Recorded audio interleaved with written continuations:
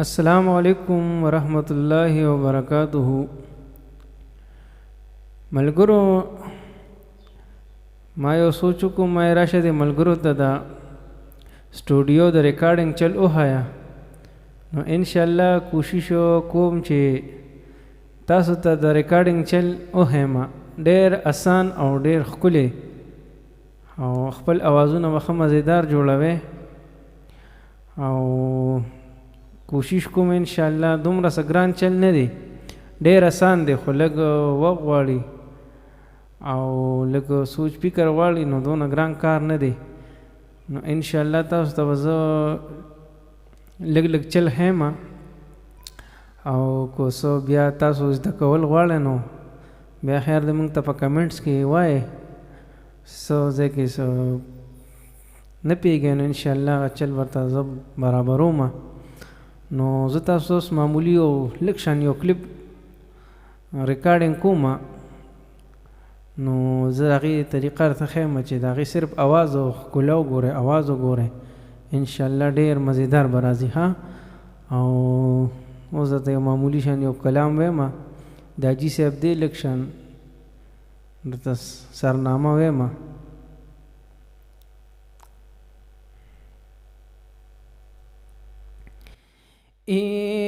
چا کی چې عشق نوي هغه کې خو ایمان نوي، داسې انسان خو وي کافر سه مسلمان نوي، داسې انسان خو وي کافر سه مسلمان نوي.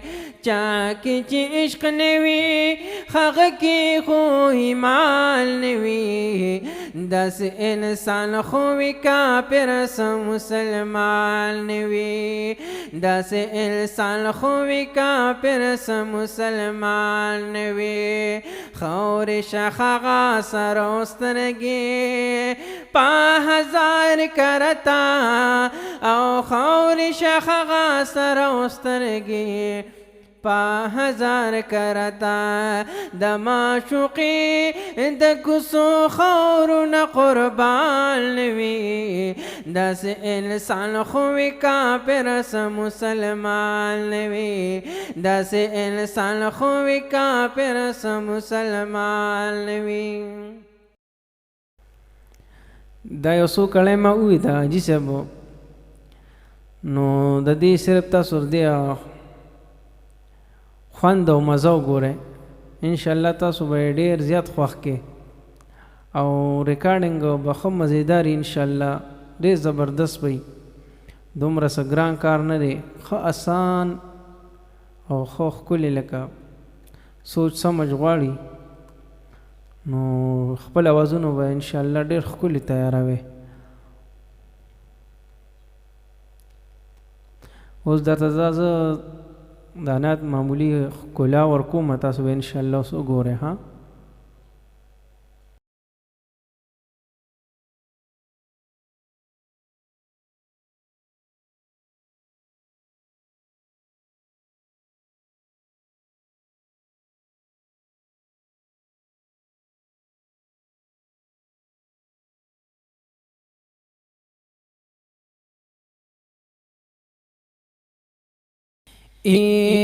چا کی چې عشق نوي هغه کې خو ایمان نوي، داسې انسان خو وي کافر سه مسلمان نوي، داسې انسان خو وي کافر سه مسلمان نوي. چا کی چې عشق نوي هغه کې خو ایمان نوي، داسې انسان خو وي کافر سه مسلمان نوي، داسې انسان خو وي کافر سه مسلمان نوي.